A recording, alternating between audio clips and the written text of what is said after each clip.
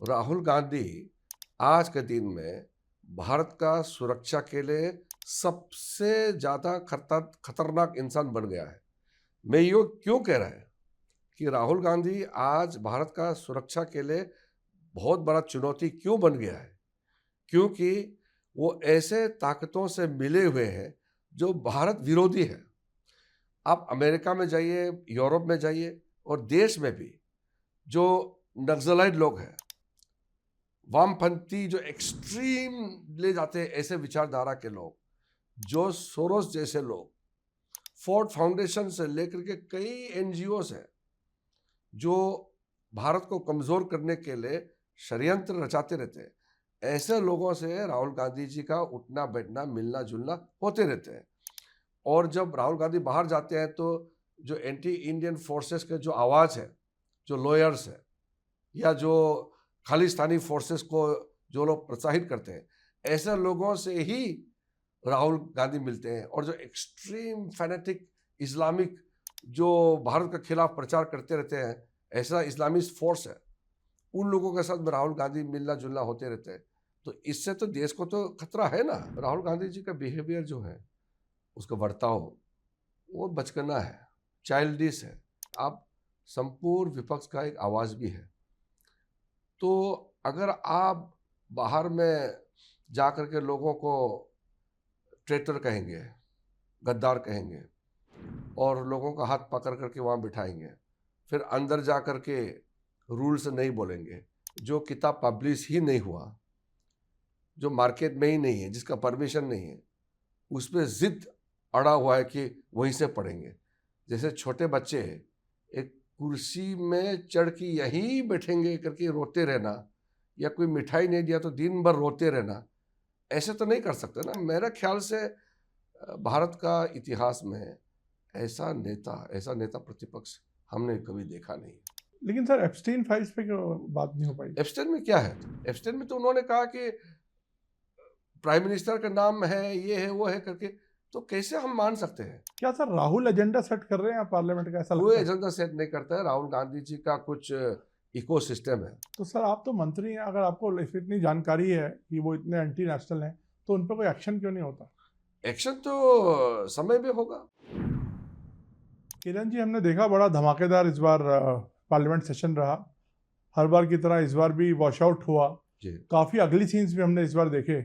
As a parliamentary affairs minister आपको बुरा लगता है ये देख के? और आप क्या आपको लगता है कि ये एक विफलता सरकार की भी रही है इन अ वे कि हम चला नहीं पाए? देखिए, पार्लियामेंट में अगर हंगामा होता है तो अपने आप में कोई बहुत बुरा चीज़ नहीं है।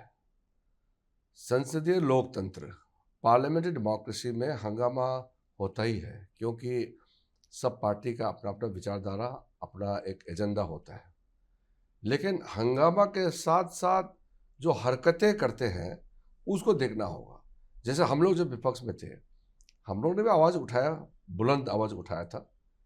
लेकिन हम लोग ये नहीं किया कि स्पीकर को ऊपर में कागज़ फेंकेंगे, सेक्रेटरी जनरल का चेयर टेबल का ऊपर चढ़ जाएंगे, वहाँ जो काम करने वाला कर्मचारी है, टेबल ऑफिस के कर्मचारी के ऊपर चढ़ जाएंगे, फिर बैनर लेकर के प्रधानमंत्री जहाँ बैठा है वहाँ पार करके रूलिंग साइड में चले जाएंगे।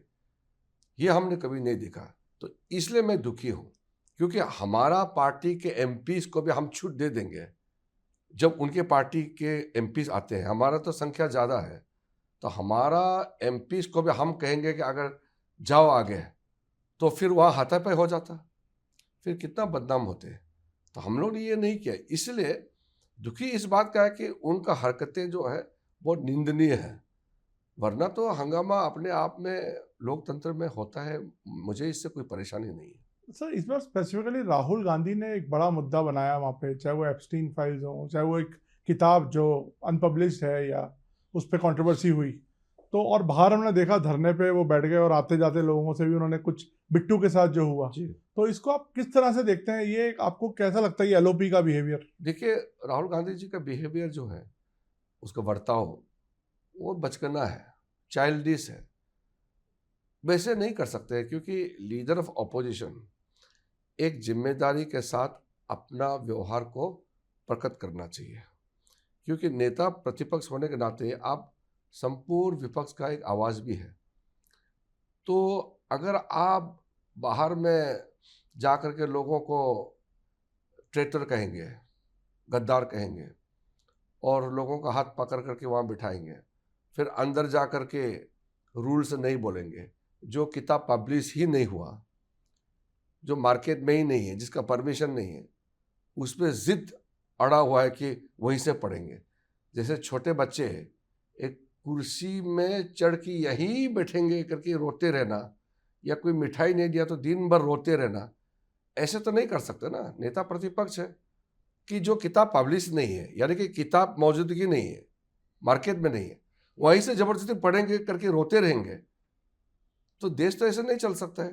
तो ये उसका व्यवहार जो है बहुत ही बचकाना है। मेरे ख्याल से भारत का इतिहास में ऐसा नेता प्रतिपक्ष हमने कभी देखा नहीं।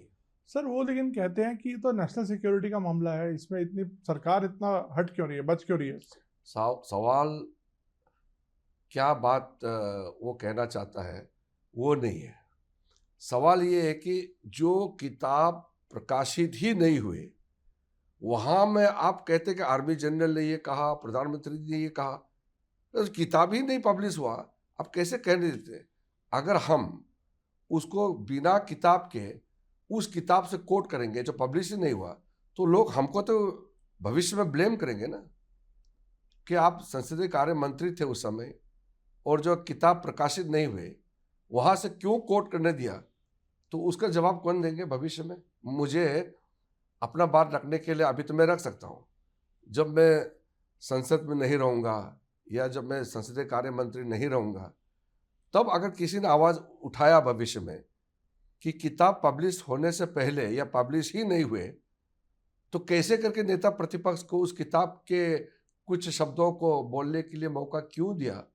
ये तो लोकसभा के जो rules of procedure and conduct of business का किताब है, उस किताब में रूल 353 में क्लियरली लिखा हुआ है। तो फिर भी अगर हम उसको जबरदस्ती बोलने देंगे, बच्चे की तरह रोते रहेंगे, ये तो ठीक बात नहीं है ना। लेकिन सर एप्स्टीन फाइल्स पे क्यों बात नहीं हो पाई? एप्स्टीन में क्या है? एप्स्टीन में तो उन्होंने कहा कि प्राइम मिनिस्टर का नाम है, ये है, वो है करके, तो कैसे हम मान सकते हैं? आप ये जो गंभीर मुद्दे, देखिए पहले तो आप सोचिए राहुल गांधी के लोग सीरियस क्यों नहीं लेते, बिना तथ्य के बात करते हैं।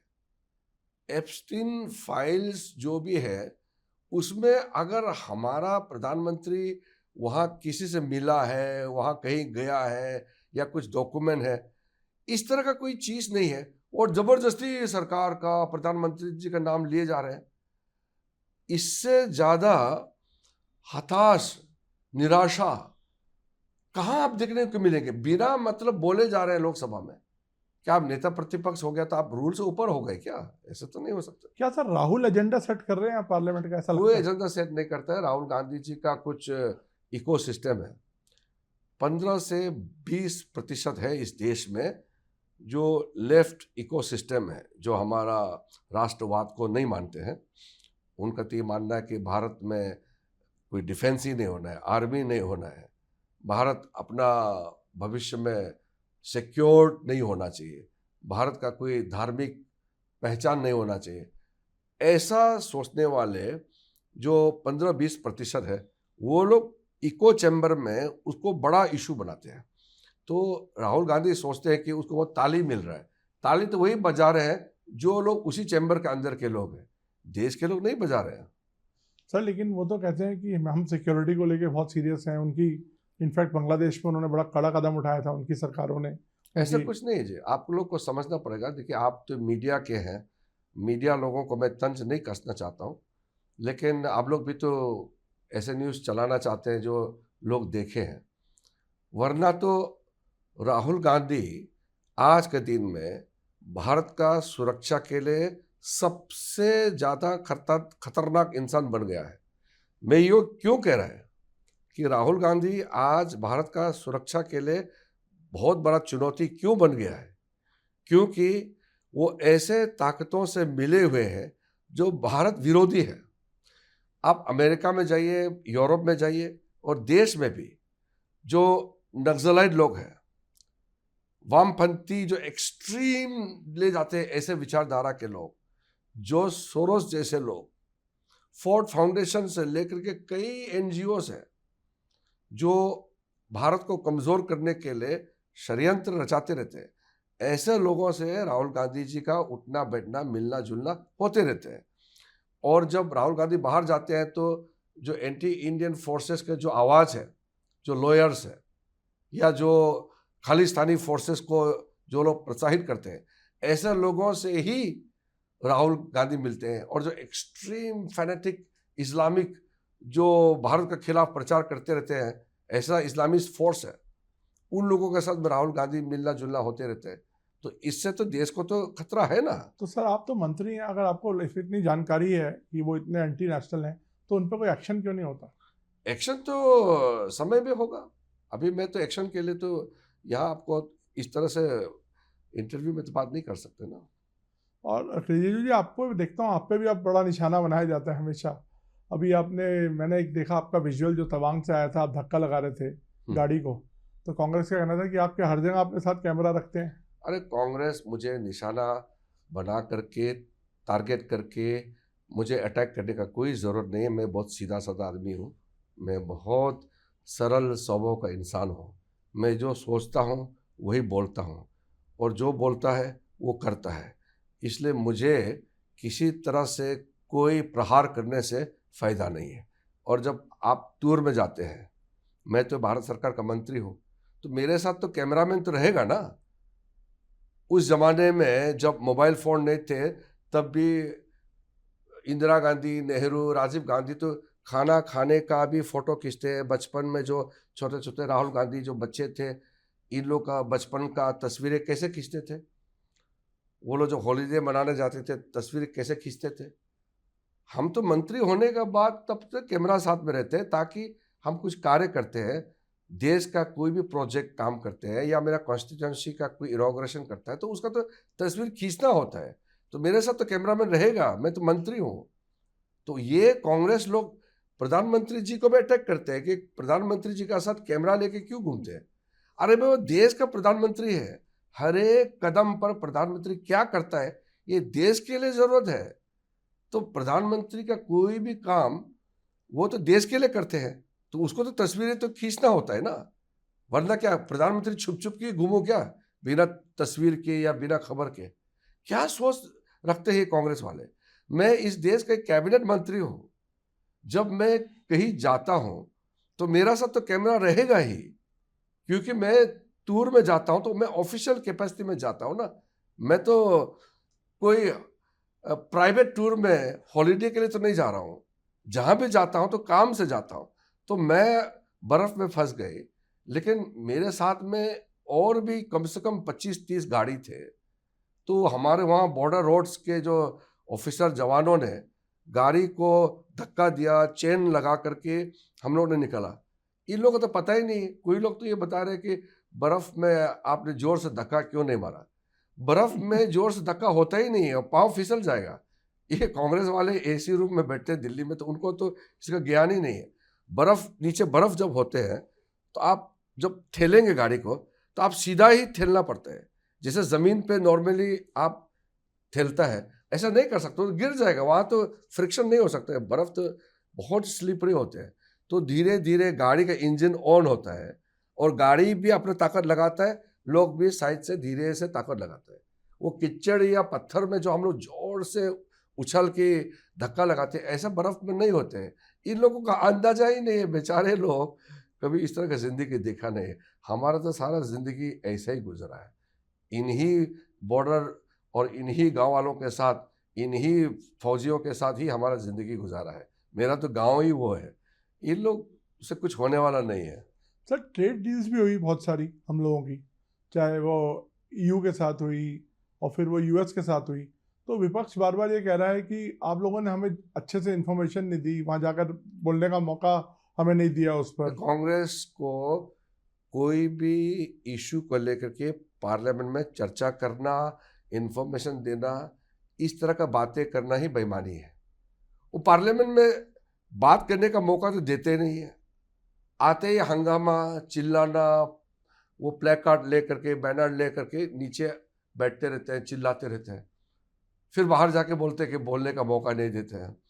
तो कांग्रेस पार्टी का आप कंप्लेंट को छोड़ दीजिए, भारत का हित में जो काम है प्रधानमंत्री जी जो करते हैं वो पूरे हर वर्ग के लिए करते हैं। कोई ऐसा वर्ग नहीं है जिसको नुकसान हुआ है।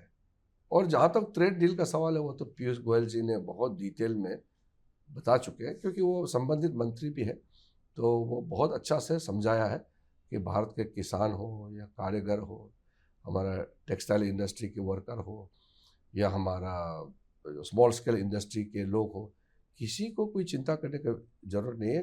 प्रधानमंत्री मोदी जी ने हर एक वर्ग के लिए चिंता करके भारत का पूरा हित को सामने में रख करके ही ट्रेड डील किया गया है। और भारत के लिए तो ये ऐतिहासिक है कि हर डेवलप कंट्री जिसको हम विकसित देश माने जाते हैं, सब भारत के साथ तालमेल होकर काम करना चाहता है। इसी चीज़ का दर्शाता है कि भारत बहुत उभर के आ चुके हैं। आपने मणिशंकर अय्यर के बयान सुने? उन्होंने बोला कि बड़ी कांग्रेस में एक फूट सामने आई, उन्होंने कुछ बोला कि मैं राहुल गांधी नहीं हूँ, मैं गांधीयन का फॉलो हूँ, राहुल गांधीन का फॉलो नहीं हूँ। खैर राहुल गांधी जी का तो कोई फिलॉसफी या उनका कोई पॉलिसी तो है नहीं, वो तो ऐसे ही एक अथॉरिटी परिवार का सदस्य होने के नाते वो उसको अपना हक मान करके चल रहे हैं, उसमें कोई आइडियोलॉजी नहीं है। मणिशंकर अय्यर ने जो कहा है, मैंने कल उसका बयान सुना। मैं जब अरुणाचल से आ रहे थे तो मुझे किसी पत्रकार ने भेजा है मणिशंकर अय्यर ने क्या कहा। मणिशंकर अय्यर ने जो कहा उसको तो मैं टिप्पणी नहीं करूंगा, क्योंकि वो तो कांग्रेस का आपस की बात है। मैं ये कहना चाहता हूं कि एक ज़माने में कांग्रेस में कद्दावर नेता हुआ करते थे, और जब हम लोग नए नए चुन के आए लोकसभा में, तब भी हमने कांग्रेस के कई कद्दावर नेताओं को देखा है, जो बात करने में भी और हर चीज़ काम करने में भी एक मैच्योरिटी था। लेकिन धीरे धीरे धीरे धीरे कांग्रेस जैसे राहुल गांधी जी है उस टाइप का कांग्रेस पार्टी भी बन गया है। तो जैसे राहुल गांधी है वैसे कांग्रेस पार्टी बन गया, और उसके इर्द गिर्द जो घूमते हैं वो लोग भी वैसे ही हो गया। क्योंकि हम लोग कल्पना भी नहीं कर सकते कि कांग्रेस का ये अस्तर होगा एक दिन जा करके, वरना तो कोई पार्टी 3 बार किसी के नेतृत्व में चुनाव बुरी तरह हारने के बाद भी वही नेता बनते रहेंगे, ये तो कांग्रेस में हो सकते हैं। हमारा यहाँ तो आप सोच भी नहीं सकते हैं। आप सोचिए, बीजेपी का कोई नेता कमान संभाल के 3 बार 100 सीट भी पार नहीं कर पाया, लगातार 3 बार बुरी तरह हार गए, तो वो कैसे नेता बने रहेंगे? ये तो हमारे यहाँ हो नहीं सकते हैं। ये तो कांग्रेस में पता नहीं, कांग्रेस के लोगों को दाद देना पड़ेगा। मैं तो सैल्यूट करता हूँ कांग्रेस के लोगों का पेशेंस को। बार बार हराने के बाद भी राहुल गांधी को ही वो नेता मान करके जिंदाबाद करते रहते हैं, वो तो उनका मानना पड़ेगा। मेरा आखिरी सवाल, आपकी नाराजगी सिर्फ कांग्रेस से या आपके ऑपोजिशन में तो और भी बहुत सारी पार्टियां हैं, तृणमूल है, समाजवादी पार्टी है, लेकिन मैं देखता हूँ आपका गुस्सा सिर्फ कांग्रेस पे रहता है। आपको लगता है मेन प्रॉब्लम क्रिएटर कांग्रेस ही है और कोई नहीं है ऑपोजिशन में? नहीं, क्योंकि पार्लियामेंट में जो बंद करने वाला, पार्लियामेंट को चलने नहीं देंगे और पूरा कागज लेकर के फेंकता है या जो बैनर लेकर के उतरते हैं, वो तो कांग्रेस ही करते हैं। बाकी समाजवादी भी करते हैं, लेकिन समझाने से वो समझ जाते हैं। आपका बाकियों से तालमेल अच्छा है? नहीं नहीं, मेरा तो कांग्रेस के भी नेताओं से मेरा अच्छा तालमेल है, लेकिन वो राहुल गांधी जी आकर के पूरा उनके जो प्लानिंग है, जो हमारे साथ बैठक होते हैं, वो सब विफल कर देते हैं। देखिए, अखिलेश यादव जी जैसे भी उनके पार्टी का आइडियोलॉजी है, चाहे वो मुस्लिम तुष्टिकरण करो या करप्शन या वहाँ समाजवादियों के ज़माने में यूपी में बड़ा दादागिरी, बहुबली का बोलबाला रहा है, लेकिन चुन के आने के बाद एक कलीग की तरह हम लोग काम करते हैं। तो समाजवादियों से भी बात करते हैं, तो अखिलेश जी से बात करते हैं, तो बात बन जाता है। तृणमूल वाला भी चाहे वो गुंडागिर्दी करते हो वेस्ट बंगाल में, लेकिन यहाँ चुन के आने के बाद बातचीत करने से संभल जाते हैं। डीएमके वाला तो लगभग ठीक ही है, लेकिन वो कांग्रेस के साथ ज़्यादा वो चलते हैं, मगर बात करने से इंडिविजुअल जैसे कनिमोई, टीआर बालू वगैरह जो है, बातचीत करने से वो समझ जाते हैं। और बाकी अन्य दल हैं, वो लोग भी बातचीत करने से समझ जाते हैं।